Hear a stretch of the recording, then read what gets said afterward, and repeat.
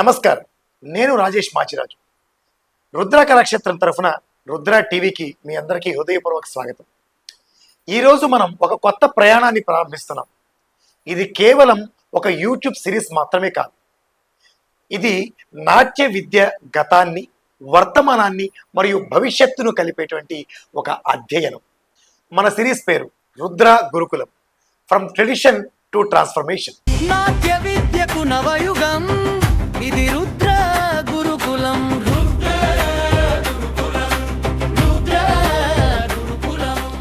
ఒకసారి ఆలోచించండి. ఈరోజు ఒక విద్యార్థి కూచిపూడి నృత్యాన్ని నేర్చుకోవాలి అంటే ఏం చేస్తాడు? మొట్టమొదటిగా గూగుల్లో సెర్చ్ చేస్తాడు, యూట్యూబ్లో వీడియోస్ చూస్తాడు, ఇన్స్టాగ్రామ్ రీల్స్ చూస్తాడు, ఆన్లైన్ క్లాసెస్లో జాయిన్ అవుతున్నాడు, వాట్సాప్ ద్వారా నోట్స్ పొందుతున్నాడు, మరియు ఆర్టిఫిషియల్ ఇంటెలిజెన్స్ కూడా ఉపయోగించడం జరుగుతుంది.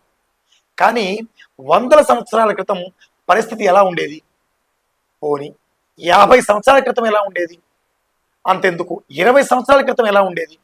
ఒకప్పుడు నాట్యం నేర్చుకోవడం అంటే గురువును వెతుక్కోవడం, గురువు దగ్గరకు వెళ్ళడం, అక్కడే ఉండటం, సేవ చేయటం, గమనించటం, అనుకరించటం, సాధన చేయటం. ఇదే గురుకుల విధానం. అక్కడ గూగుల్ ఉండదు, యూట్యూబ్ ఉండదు, మొబైల్ ఫోన్ లేదు, ఆర్టిఫిషియల్ ఇంటెలిజెన్స్ అనే మాటే లేదు. కానీ అద్భుతమైన కళాకారులు పుట్టారు, అద్భుతమైన గురువులు పుట్టారు. ఎందుకంటే అక్కడ సంబంధం ఉండేది, గురు శిష్య సంబంధం. తర్వాత కాలం మారింది, పుస్తకాలు అందుబాటులోకి వచ్చాయి, గ్రంథాలయాలు వచ్చాయి, నాట్యశాస్త్రం, అభినయ దర్పణం వంటి నాట్య సంగీత సంబంధ గ్రంథాలు అందుబాటులోకి వచ్చాయి. ఇది గొప్ప మార్పే. జ్ఞానం విస్తరించింది. తరువాత క్యాసెట్ల యుగం వచ్చింది, అంటే విహెచ్ఎస్ అంటాం కదా, వీడియో హోమ్ సిస్టమ్ వీడియోస్ అని చెప్పని అది వచ్చాయి. సిడీస్, డివిడీస్ ఇటువంటివి వచ్చాయి. మొదటిసారి మనకు దూరంలో ఎక్కడో ఉండే గురువుల నాట్యాన్ని చూసేటువంటి అవకాశం మనకు లభించింది.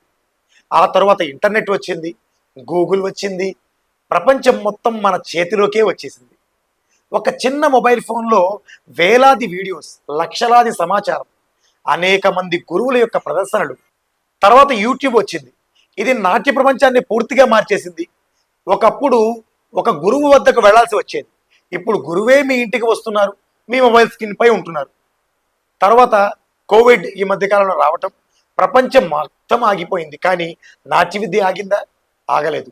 జూమ్ వచ్చింది, గూగుల్ మీట్ వచ్చింది, ఆన్లైన్ క్లాసులు ప్రారంభమయ్యాయి. ఒక దేశంలో ఉన్న గురువు మరో దేశంలో ఉన్నటువంటి విద్యార్థికి నాట్య బోధనను ప్రారంభించారు.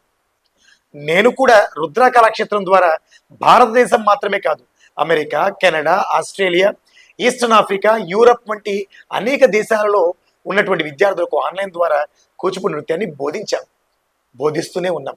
ఇది సాంకేతికత మనకు తీసుకొచ్చినటువంటి గొప్ప వరం అని చెప్పుకోవాలి. కానీ ఒక్క ప్రశ్న మాట్లాడుకుందాం.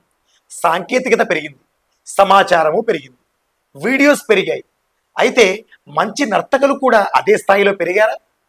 మరి మనం ఆలోచించాల్సింది ఇదే కదా.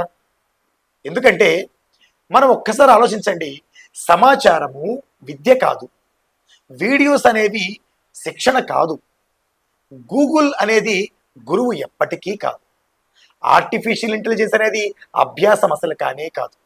ఇది అర్థం చేసుకోవాలి మనం. సాంకేతికత ఒక సాధన మాత్రమే, అది మార్గాన్ని చూపగలదు, కానీ నడవాల్సింది మాత్రం మనమే కదా.